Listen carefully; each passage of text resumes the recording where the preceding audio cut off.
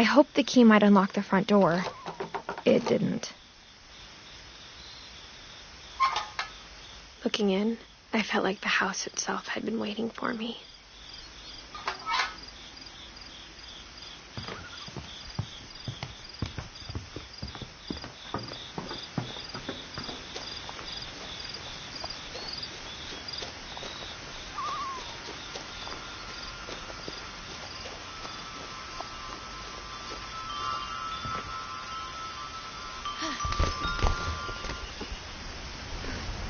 Crawling through the doggy door used to be a lot easier when I was 11.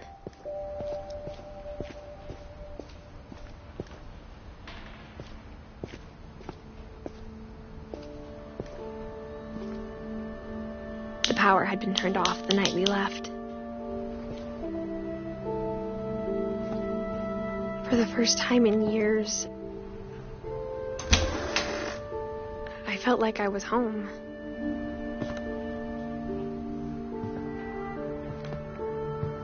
But instead of a family, there were just memories of one.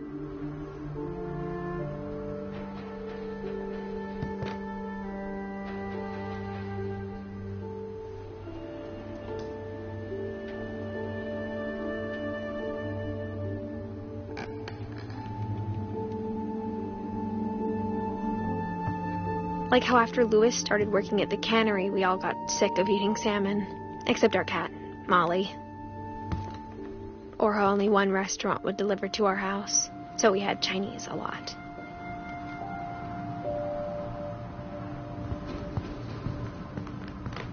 Nothing in the house looked abnormal. There was just too much of it, like a smile with too many teeth.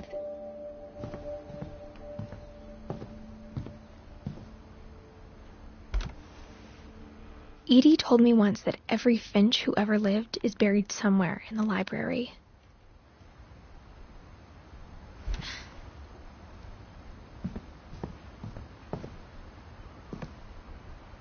After Milton disappeared, Mom sealed up all the bedrooms. Then Edie retaliated and drilled peepholes.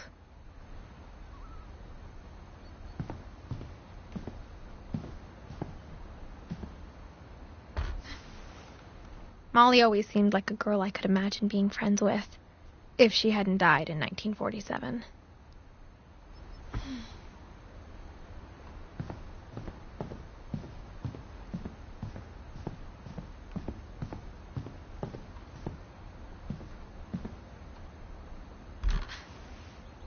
The last time I was in Edith Sr.'s room, I was 10 and she was painting my portrait.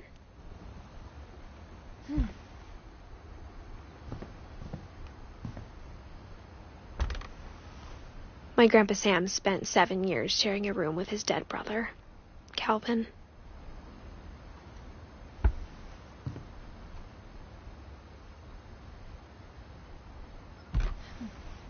As a kid, I just assumed every house had peepholes and sealed rooms you weren't allowed inside of.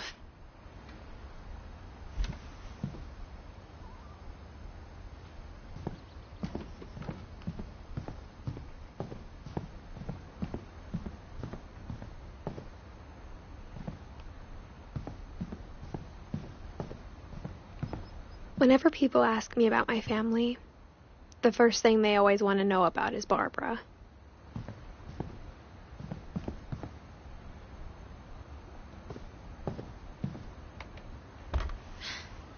Barbara was a child star for 2 years, until America grew out of it.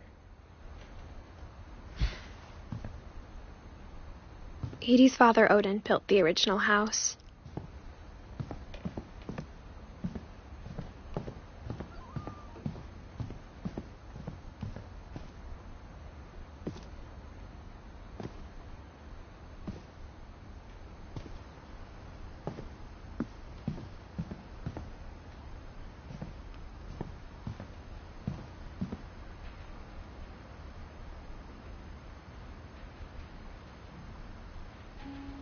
Great-Grandpa Sven built a music box for Barbara, along with the rest of the house.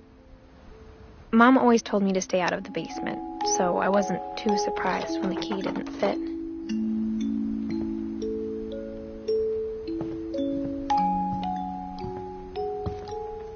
Even the fireplace had a story. Edie told me the bricks came from the original house after it sank.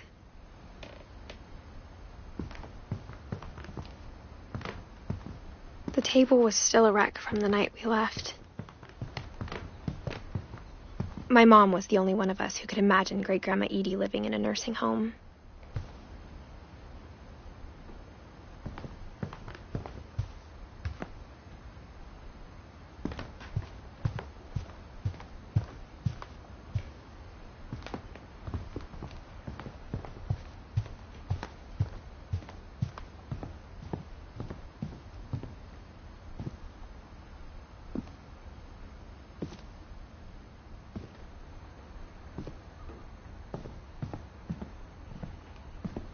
I spent a lot of time playing in Great Uncle Walter's room. I think my mom sometimes regretted not sealing it up. Louis told me there were secret passages, but I never believed him.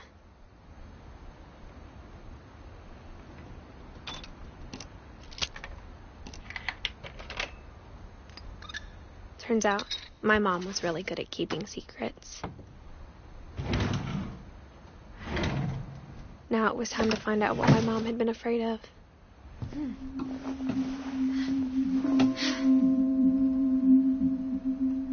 From the paintings on the wall, it was clear my brother Milton had been here before me.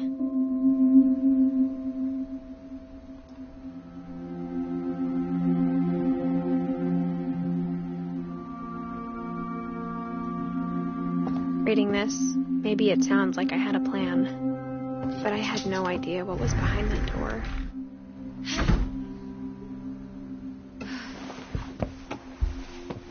Just like I had no idea where all this was gonna lead.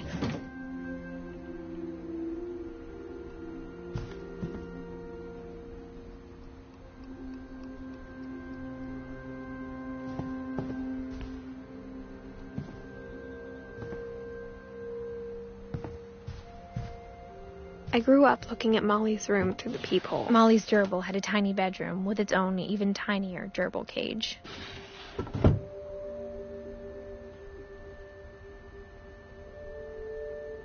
Being inside for the first time, I felt like I'd stepped behind a painting.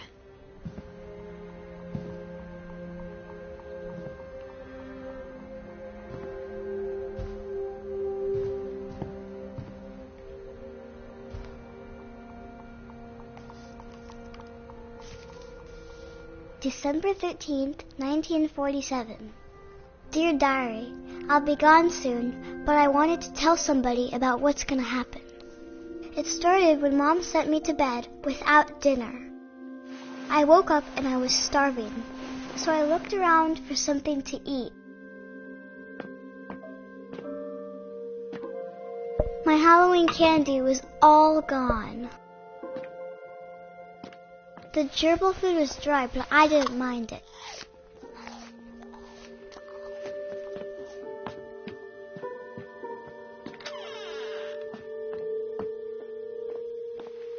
I ate a lot of things that night.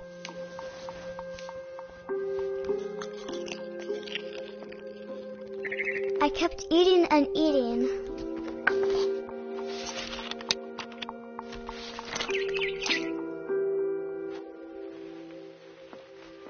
Then I heard chirping outside my window. It was a barn swallow going back to her nest. I reached out for her.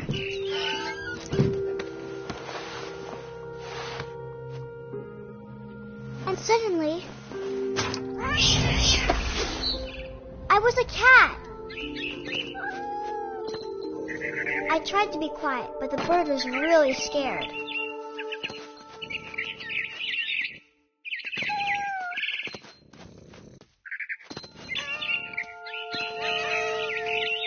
I jumped and I almost got her.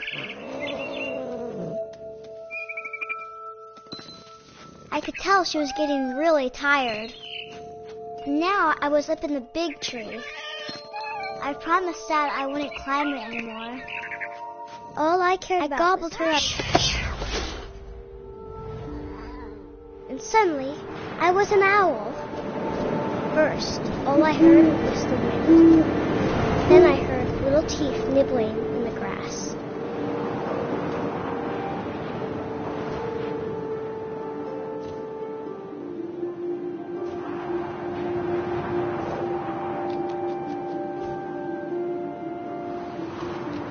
Rabbits.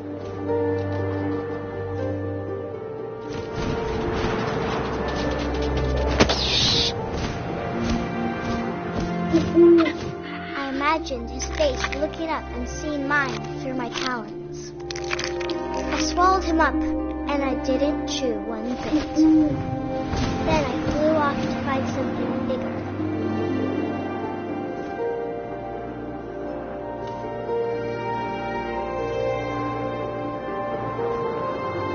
A mama rabbit.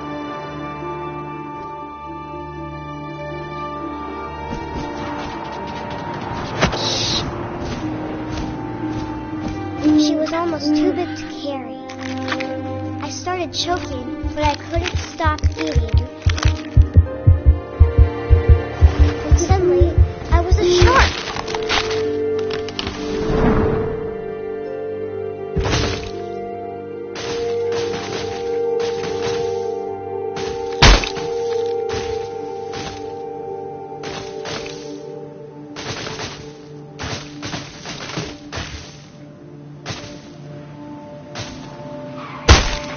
I rolled off a cliff and into the ocean.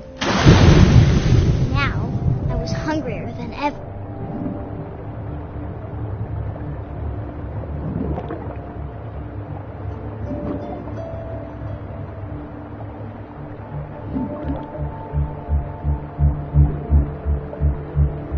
I wanted fat, juicy seals.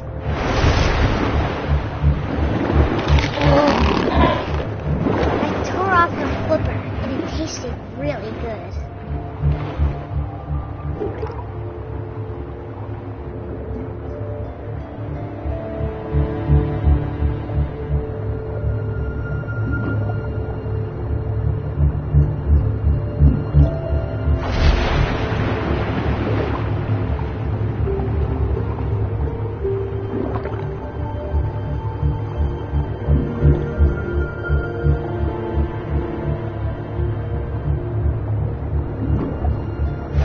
Grabbed on tight. When I was so hungry, I jumped out of the water. When I opened my eyes, everything had changed. Now I was a monster, and I smelled people everywhere.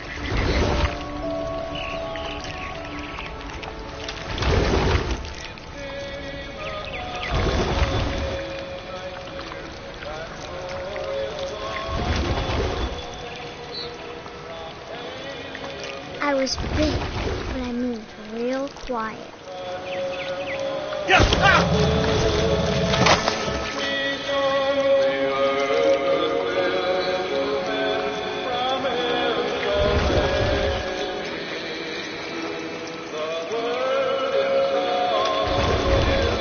I wanted to stop, but also I didn't.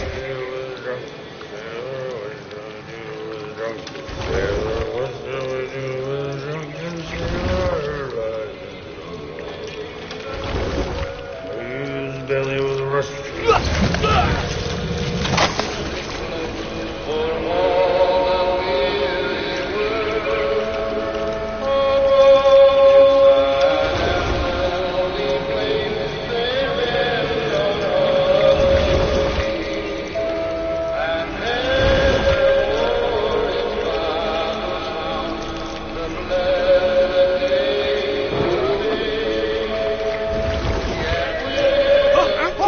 Passenger, I was still hungry. And to cross the water, I swelled into new. Something I had to have, so I swam towards it.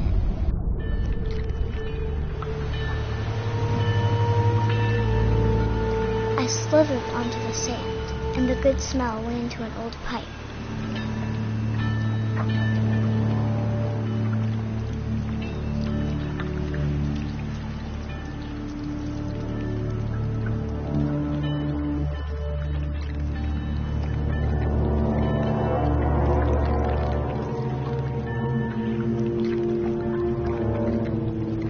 closer and closer.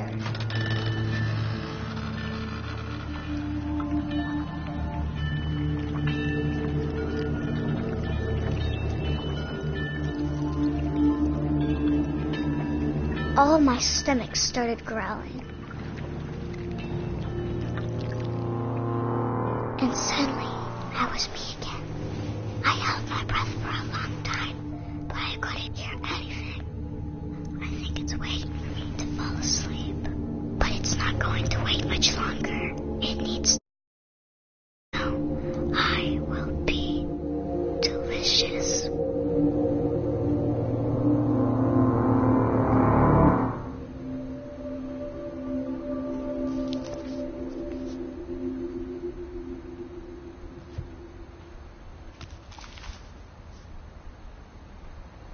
I'm not sure if I believed all of that, but I'm sure Edie would have.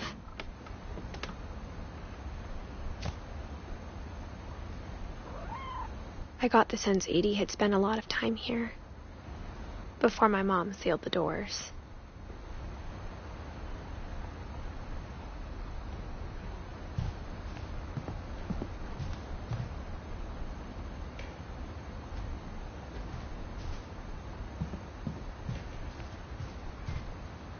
I can't describe it, but I felt like some part of Molly was still here.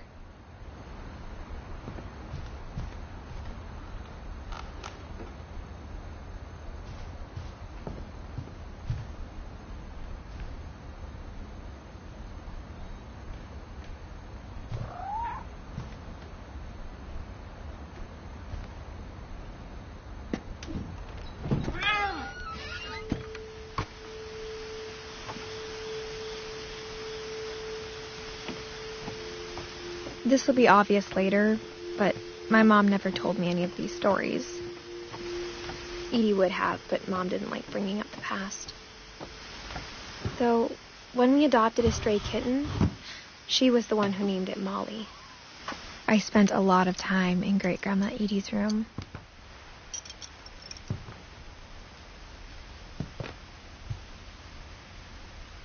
We got along, and it was a good place to hide from my mom. Edie knit me a new pair of gloves every year, just in time to replace the old ones. Louis died a week before we left, but Edie had already started to memorialize him.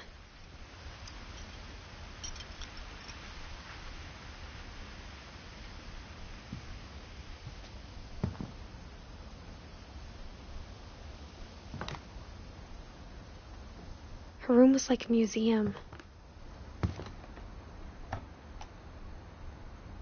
For 500 years, the Finches have been famous throughout Norway for their fortune and misfortune. Odin Finch buries the latest victims of the family curse, his wife Ingeborg and their newborn son, Johan. On January 7th, 1937, he set sail with his family and his house, hoping to leave the curse behind. But 40-foot waves off the coast of Washington send the house and Odin to the bottom of the sea. Odin's daughter Edie, with husband Sven and baby Molly, step ashore on their new home, Orcas Island. Odin Finch is the first to be buried in the new family cemetery.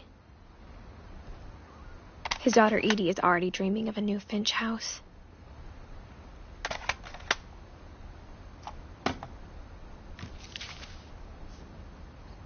Whatever's wrong with this family, it goes back a long ways.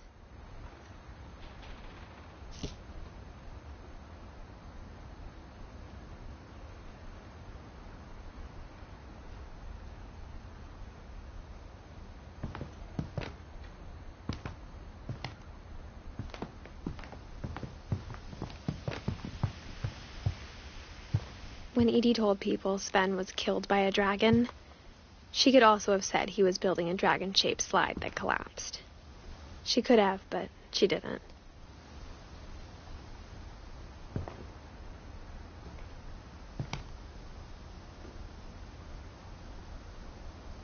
Even in her 90s, sometimes Edie seemed a lot younger than my mother.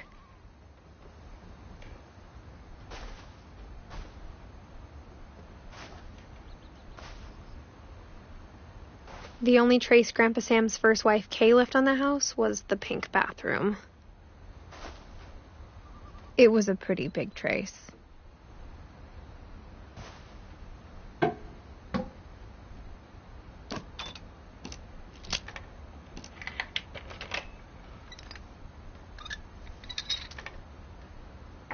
There's a secret in this bathroom.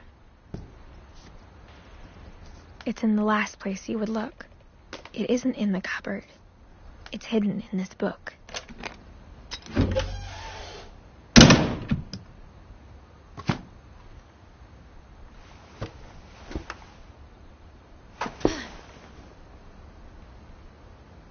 Sven gave Sam an old camera he'd refurbished. He never put it down.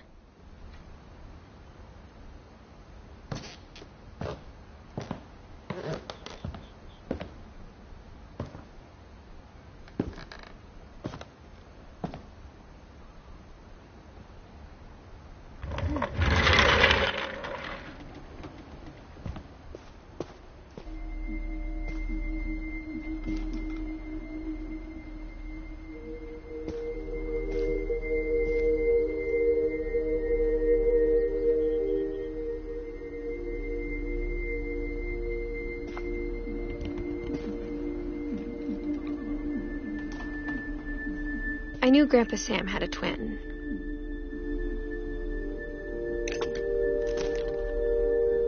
And that he never talked about him.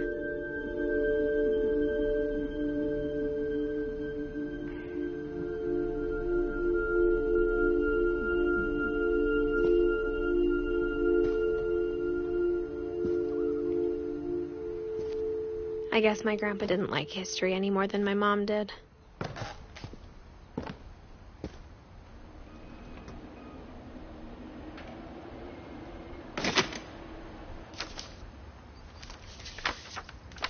How I Want to Remember My Brother by Sam Finch. The thing I remember is that when he made up his mind, that was it. My brother said he'd die before he ate another mushroom, and he did. At Barbara's funeral, we swore we'd never be afraid again, and he wasn't. I think Calvin always wanted to fly.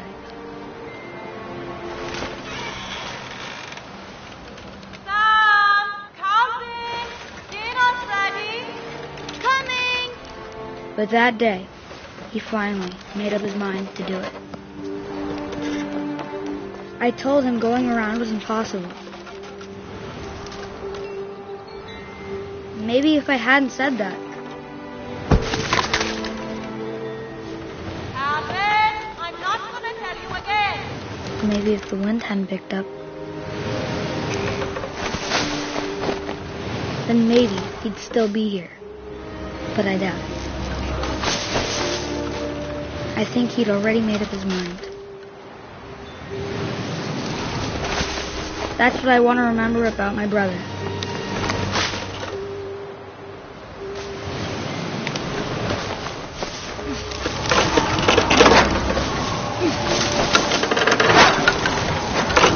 The day he made up his mind to fly. And he did.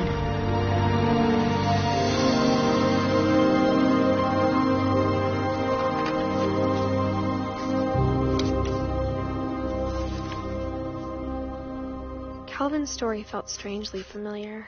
When I was younger, I remember trying to do the exact same thing.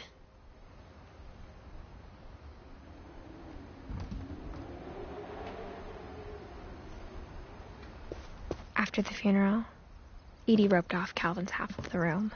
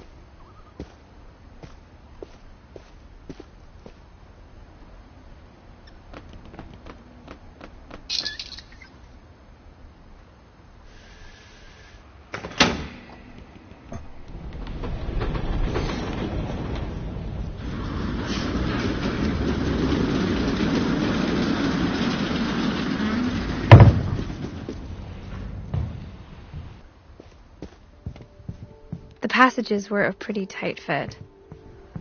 They'd obviously been built for smaller hands and bellies.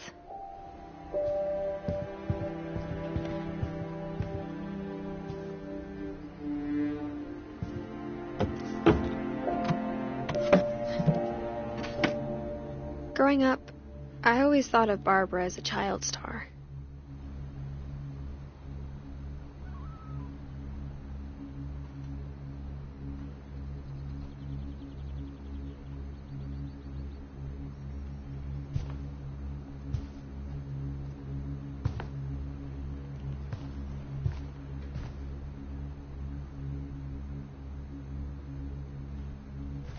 I never thought about how hard it must have been for her afterwards.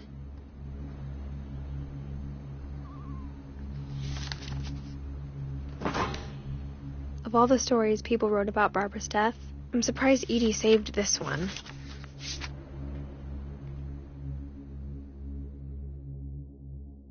Old Jack here with another ghastly tale inspired by America's most unfortunate family. I'm calling it The Surprise Ending of Barbara Finch.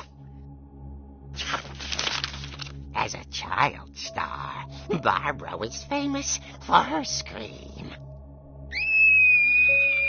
Now at 16, she was all washed up, a has-been.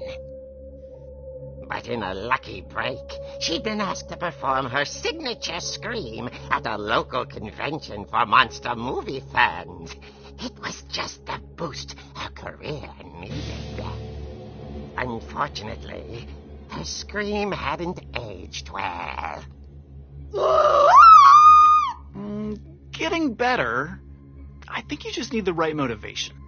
Her biggest fan and current boyfriend, Rick, was about to demonstrate when...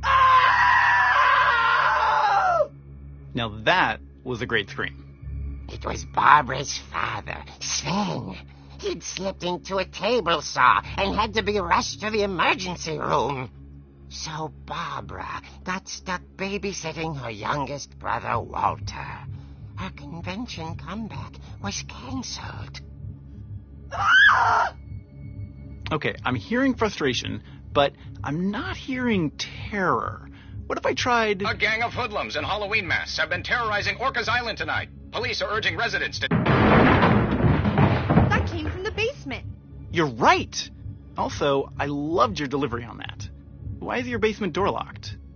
Because my dad likes making puzzles and secret passages. There's a key hidden in the music box. The secret is to keep winding and winding until finally the key pops out. Thanks, babe. I'll be back in a sec. 20 minutes later, Rick hadn't returned. So Barbara went to look for him, right on cue. She reached for the music box. And as she wound the key, she listened for Rick, but the house was silent.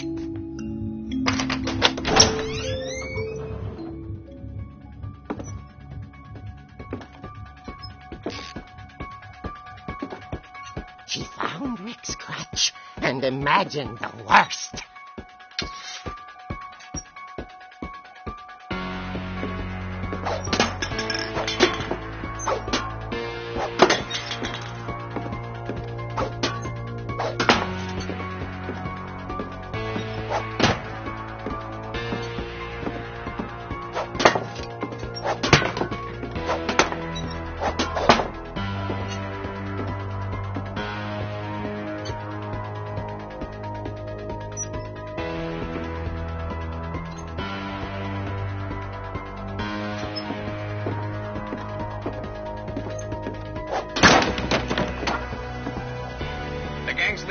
Infamous Hookman killer, Dr. Carl Hamill, who impaled and then ate his family 10 years ago tonight.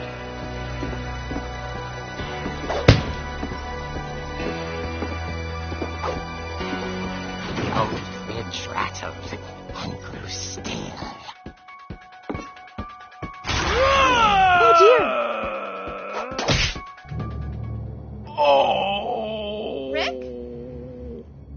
Barb, relax. I was just trying to scare you to help you find your scream. Well, I'm not scared, Rick. I'm furious. Then act furious. All I'm getting from you now is that you're hurt and confused and She threw him out, but she kept a little something to remember him by. Barb, have you seen my other crutch?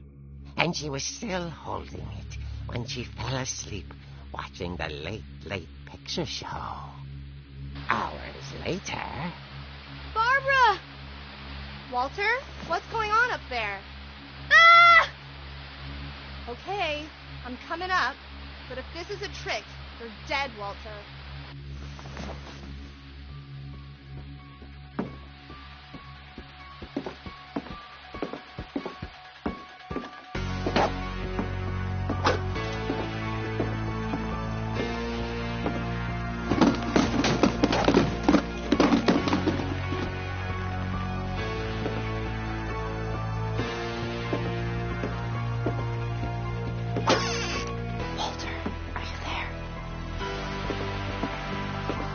Walter vanished, but his bedside radio was still on. Orcas Island police describe the man as 6 feet tall, with a steel hook for a hand. Residents are urged to lock all doors and windows and notify the police of any suspicious activity. Barbara turned, saw the hook man, and was speechless. He was quite smashing.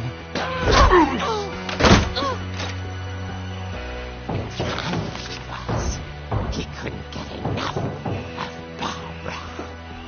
Okay, Barbara, there's got to be another way out of here.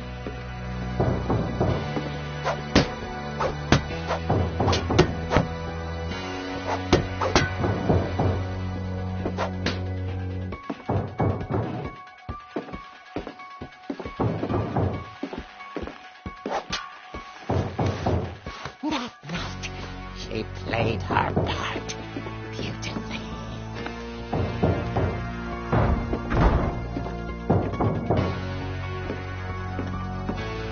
Molly's door hadn't been opened in years.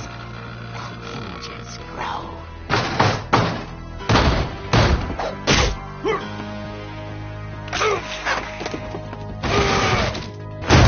He wasn't moving, but she sensed the story might not be over yet.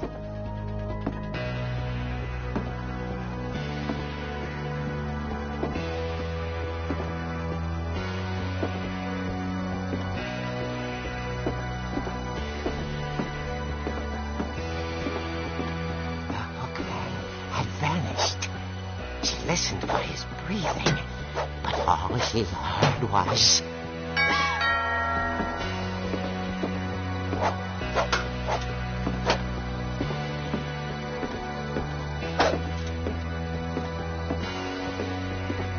Someone at the door was dying to speak to young Barbara. At the door, she heard whispering.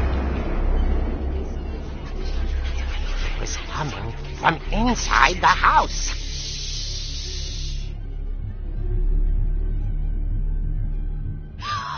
Oh, dear. The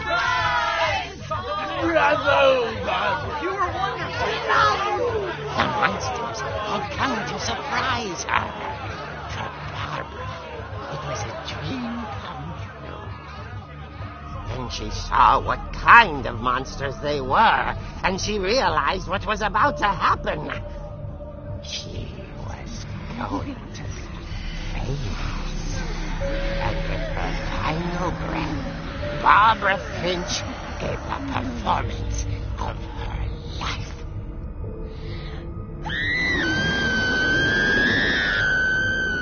I wasn't there myself, but I hear Barbara was magnificent. Poor girl. She had a taste for stardom. But unfortunately, so did her fans. Of course, the police blamed it all on poor Rick, who disappeared the same night. And little Walter? hiding under his bed the whole time. He took it all pretty hard, but that's another story. As for Barbara, tucked inside the music box was all they ever found of her. Her ear. Now that's what I call a real eerie tale.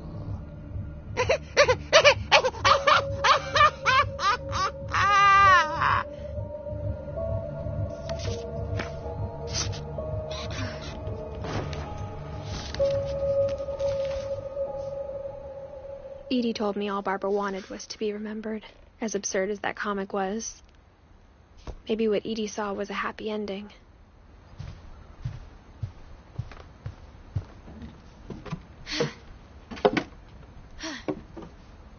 I guess now I know why Mom didn't like me playing with the music box.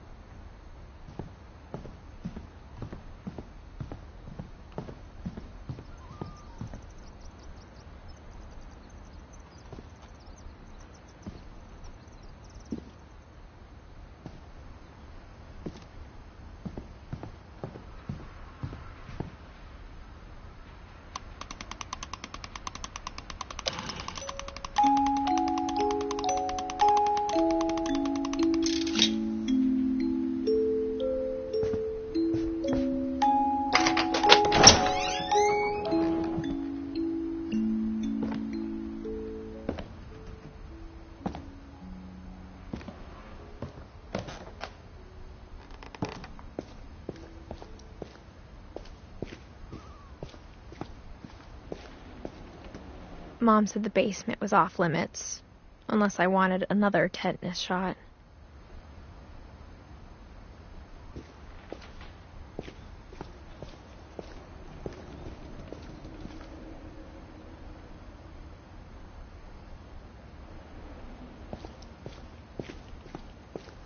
I saw Edie sneak down to the basement once, carrying packages.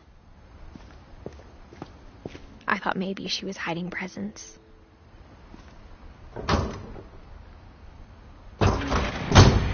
It turned out she was hiding a lot more than that.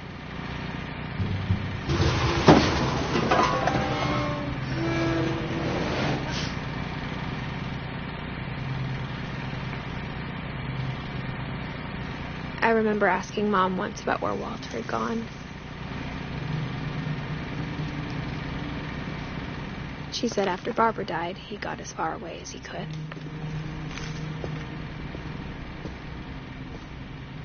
If there's a pattern in all these stories, I think it's that none of us has gotten very far.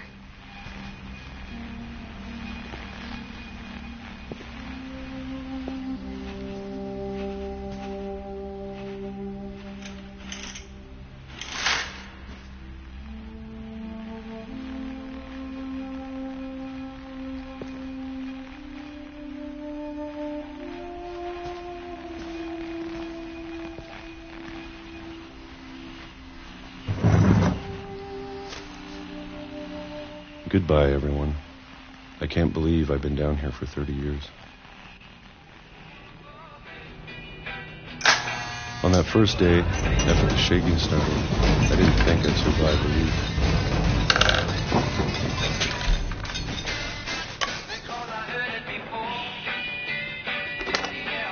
But after a few days, I settled into a routine. That's what kept me sane. Having a schedule, living for today. I always expected to be dead tomorrow. But if you wait long enough, you get used to anything.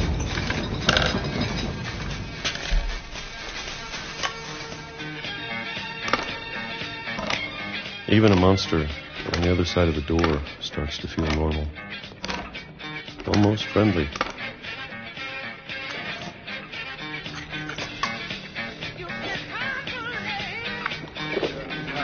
And then one day, everything just stopped. Whatever that thing was, it was gone. Maybe it got tired of waiting. Or maybe I just got tired of being afraid.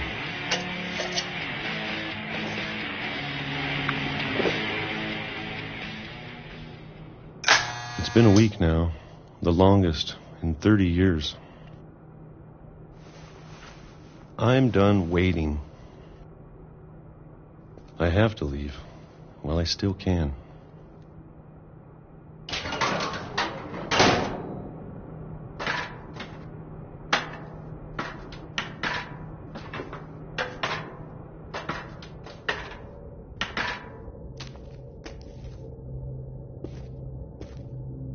I know it's out there somewhere. Whatever killed Barbara and Molly and Calvin. Maybe this is all a mistake.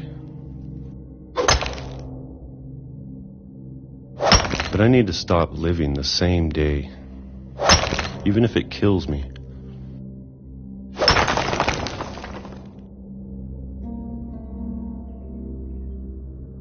Whatever's out there, I want you to know I'm ready for it. I'm going to appreciate all of it, especially the food. I don't mind if I only have a year left, or a month, or a single week. I'd be happy with one new day.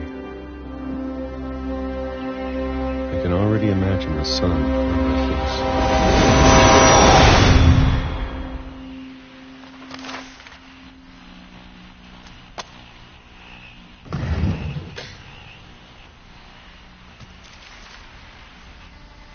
Walter died when I was 6. I can't believe my mom never told me he was down here.